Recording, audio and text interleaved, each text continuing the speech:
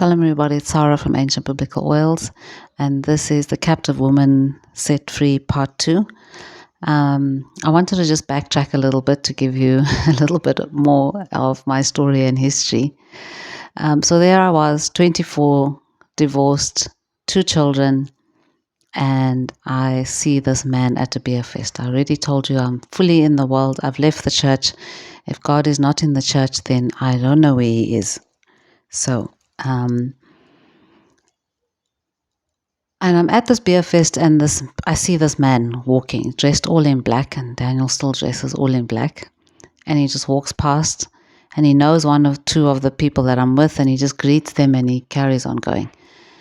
Anyway, that was the end of the story. And long after that, few months after that, I still have this man in my mind to say, who is this person? And I start to ask my friends and people, who is this person? And eventually somebody knows who is this person, and I get his number. And the one day I phone him. And unknowingly to me, he has gone through a catastrophic breakup.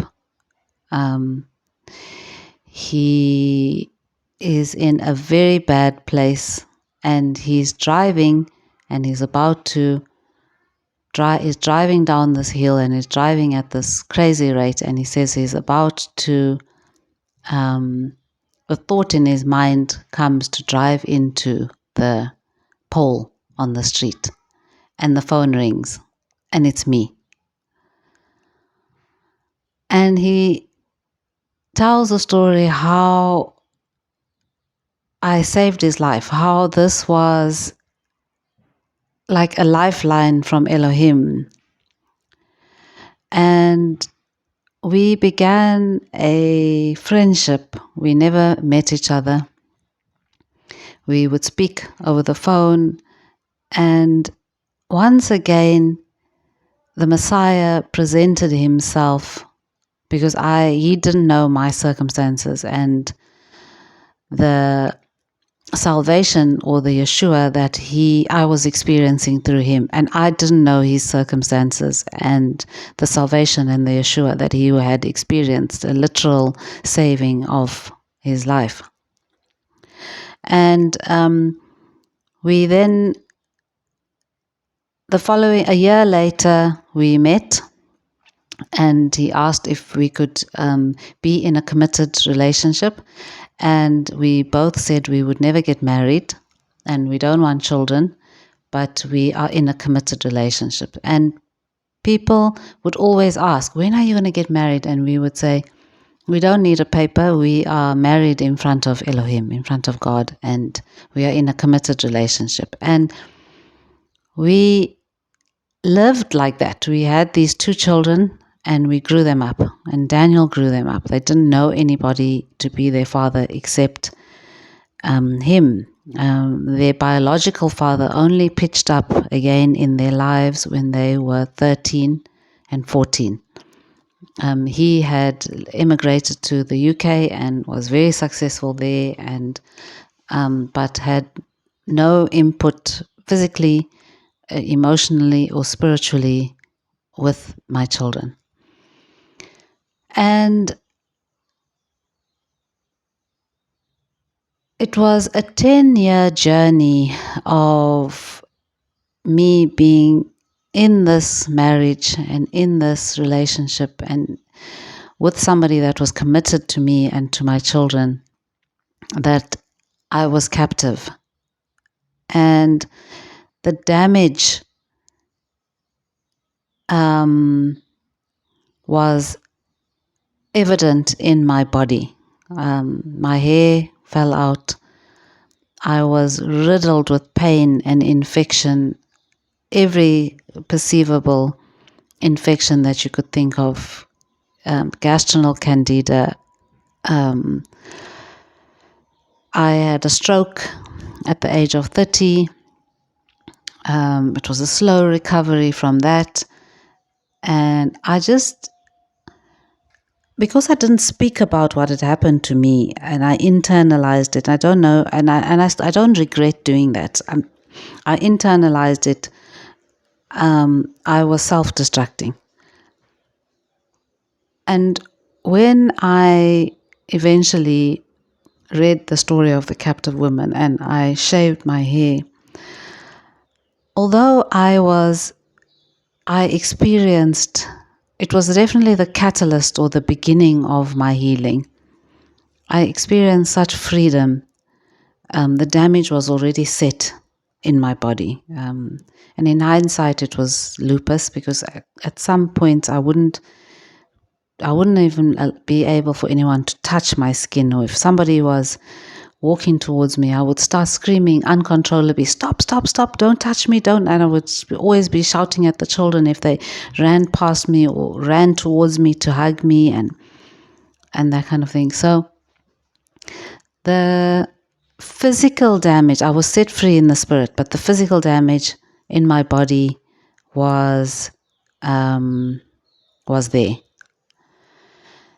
And the story of Chayei began when we left Pretoria and we came to Cape Town, trying to start a new life and surround ourselves with new experiences and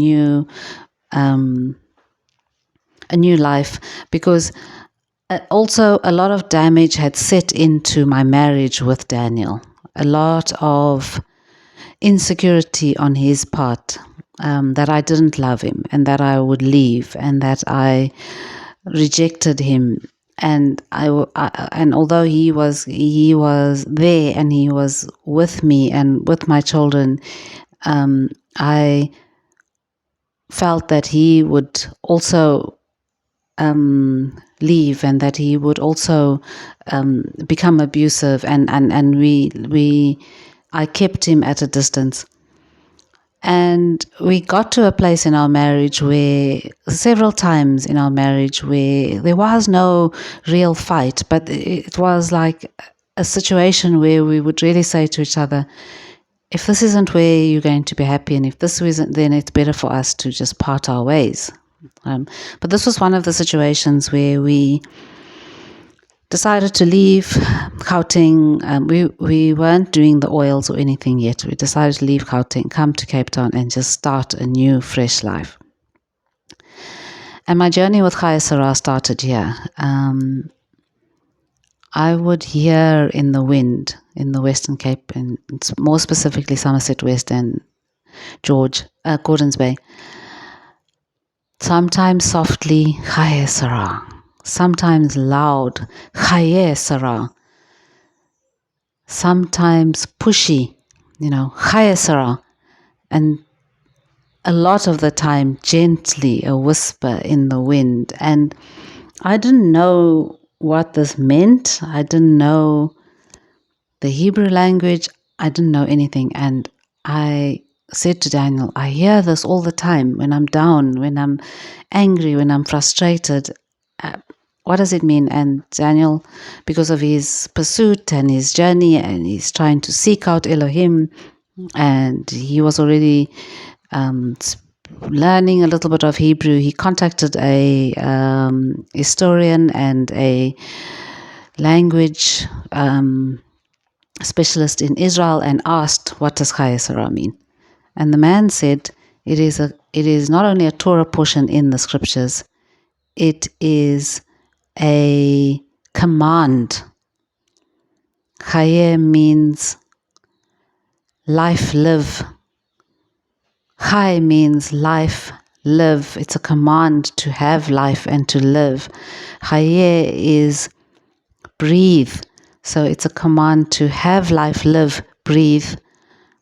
And Sarah is princess, or Sar is prince, because we know the Sar Shalom is coming. So the Sar, Prince of Peace, is coming. Sar is prince, and then the Ha is the Hey, which is the feminine part of the name of the Creator.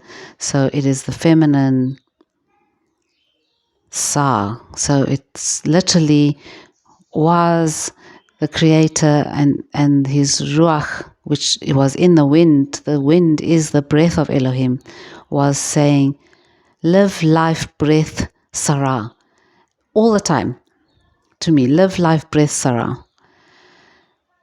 And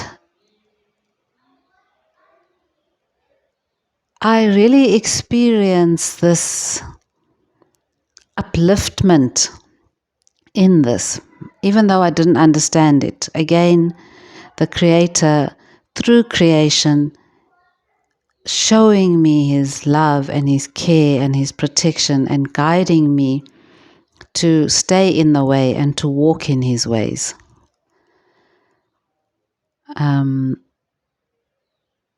We still weren't doing the oils. We still were battling through life, financially, physically, in our marriage, trying to figure out where we belong, what do we believe,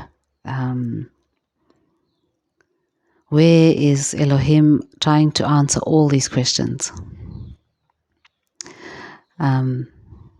Okay, so I think I'm going to stop there for today, and blessings for the rest of your day.